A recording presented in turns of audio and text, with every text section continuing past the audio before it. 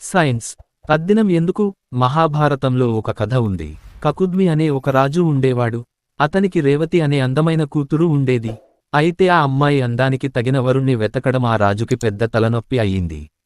అందుకని ఆ రాజు తనకున్న తపశ్శక్తిని ఉపయోగించి తన కూతుర్ని వెంటపెట్టుకుని బ్రహ్మలోకానికి వెళ్తాడు. అయితే ఆ సమయానికి బ్రహ్మలోకంలో సంగీత కార్యక్రమం జరుగుతుండడం వల్ల కొద్దిసేపు వేచి ఉన్నాడు.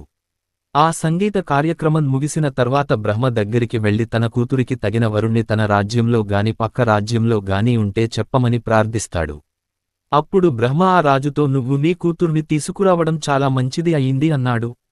అదేంటి అని అడిగాడు రాజు. నీకు తెలియదా భూమిపై సమయానికి, బ్రహ్మలోకంలో సమయానికి వ్యత్యాసం ఉందని?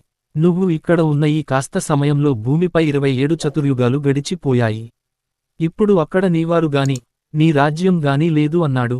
దిగ్భ్రాంతి చెందిన ఆ రాజు బ్రహ్మను వేడుకుని ఇప్పుడు తాను